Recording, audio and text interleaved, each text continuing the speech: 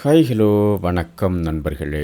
அமெரிக்காவோட கொலரடாவில் உயிரிழந்ததா அறிவிக்கப்பட்ட 8 நிமிடங்களில் மீண்டும் உயிர் பெற்றிருக்காங்க ஃப்ரியானா லாபெட்ரி என்ற 33 வயது பெண். மயோக்ளோனஸ் டிஸ்டோனியா என்ற அரிய வகை நரம்பியல் நோயால் பாதிக்கப்பட்டுள்ள இவர் திடீரென உடல்ல இருந்து பிரிவது போல உணர்ந்தேன், வலி இல்லை, ஆழ்ந்த அமைதி மற்றும் இருள் இருந்தது என மரணம் குறித்து சொல்லியிருக்கிறார். நான் தயாராக இருக்கிறேனா என ஒரு குரல் கேட்டது தனக்கு நினைவிருக்கிறது என லாஃபர்டி கூறியுள்ளார். ஆனா அதுக்குள்ளால எல்லாமே இருட்டாகி இருக்கு. மருத்துவர்களாக மருத்துவ ரீதியா இறந்து விட்டதா அறிவிக்கப்பட்ட போதிலும் லாஃபர்டி தன்னுடைய சுய நினைவு இறந்து போகவில்லை என கூறியிருக்கிறார். மரணம் என்பது ஒரு மாயை. ஏன்னா நம்முடைய ஆன்மா ஒருபோதும் இறக்காது. நம்ம உணர்வு உயிரோட உள்ளது. நமது சாராம்சம் வெறுமனே மாறுது. மறுமேல என்னுடைய எண்ணங்கள் உடனடியா உருவெடுக்க தொடங்கியது. நம்ம எண்ணங்கள் அங்க யதார்த்தத்தை வடிவமைக்குது.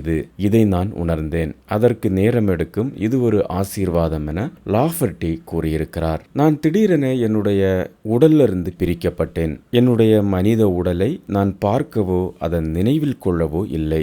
நான் முற்றிலும் அசையாம இருந்தேன். ஆனா முழுமையா உயிரோட விழிப்புணர்வோட முன்பை விட அதிகமா உணர்ந்தேன். வலி இல்ல, அமைதி மற்றும் தெளிவோட ஆழமான உணர்வு மட்டுமே என்னிடம் இருந்தது என சொல்லியிருக்கிறார். மரணத்தோட அருகில் இருக்கக்கூடிய அனுபவங்கள் மிகவும் சிக்கலானது. இதை விளக்குவது கடினம் என விஞ்ஞானிகள் சொல்றாங்க.